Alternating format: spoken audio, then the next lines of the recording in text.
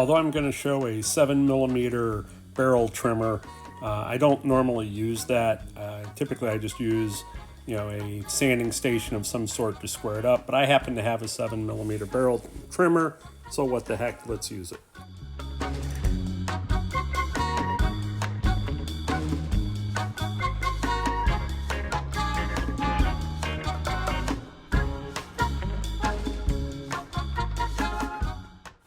I've already aligned the wood grain of the pieces so they'll be in alignment, and then when I'm turning pens, the wood portion facing the headstock I always think of being the tip of the pen, no matter what piece I'm working with. That way I know which way I kind of want to get the general shape to be.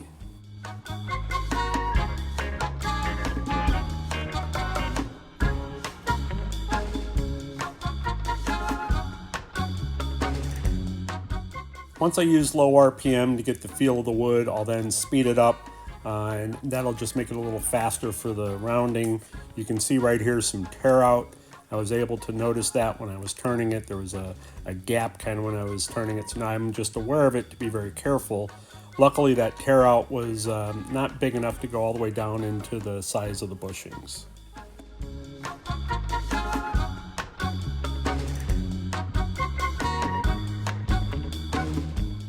Olivewood is known for having gaps and cracks that go all the way down through the wood. I'm going to use some thick CA glue here along with some shavings in order to fill this little gap.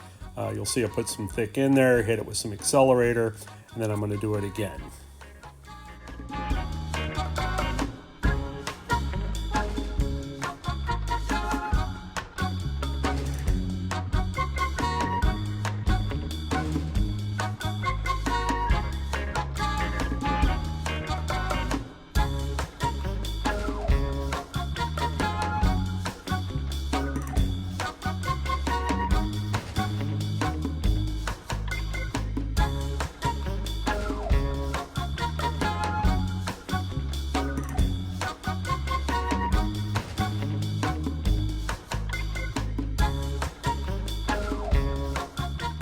I'm going to start with 80 grit sandpaper. I'm going to go all the way up through 220, graduating at each portion.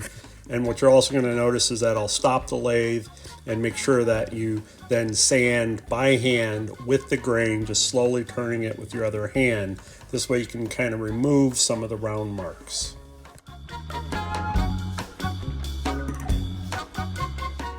And when you're doing the hand portion, make sure you do that at every grit of sandpaper. Don't skip any of them. Again, just make sure you stop the lathe and sand in the direction of the grain.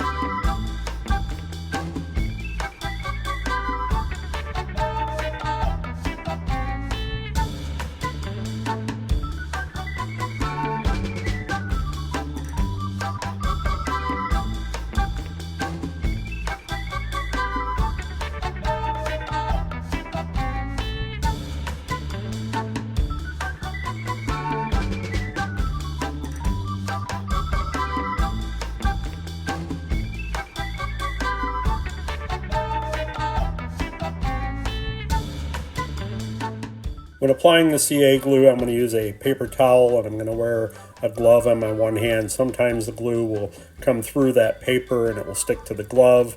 And then a little piece of paper, I always make sure I put it in some water.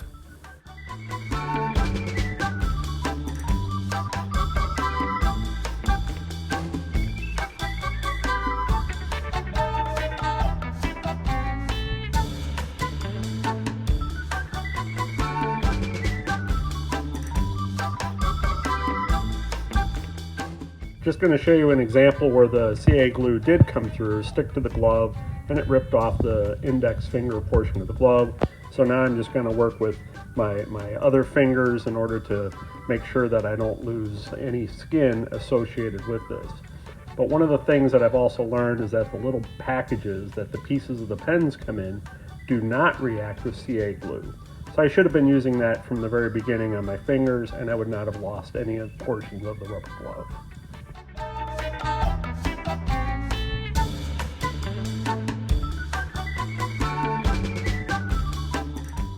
The micro mesh sanding pads are really great for sanding down the CA glue. You'll notice that I have little dots on them, although they're hard to see because I've been using these for a while. Each one of those dots represents the progressive color in which to use. I can never keep track of the colors, so I put one dot for the first, 2 dots for the second, and so on until all the micro mesh sanding pads were used.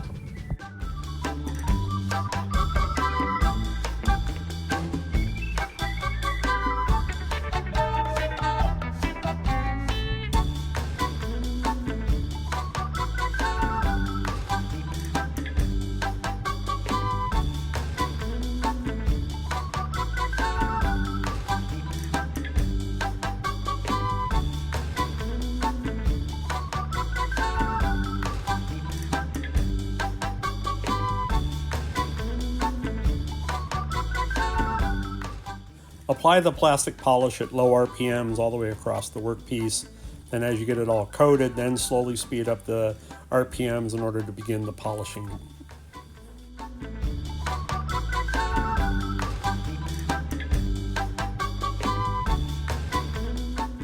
When doing the second coat of the plastic polishing, be sure to slow down the RPMs of the lathe before you put it on, otherwise you'll end up spraying it all over yourself.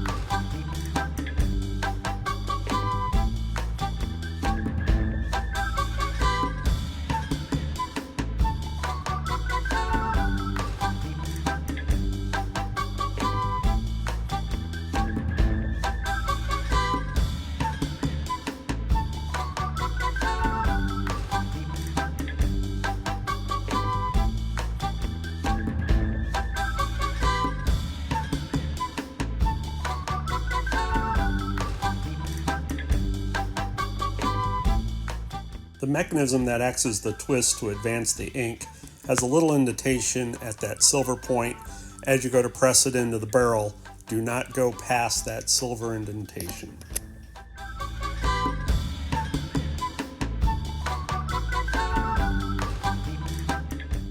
The cap and the clip can be used to cover up any imperfections on the top portion of the wood. I'm looking here to see if there's one portion of the top that would benefit from being covered. In this case, it all looked good, so it really doesn't matter.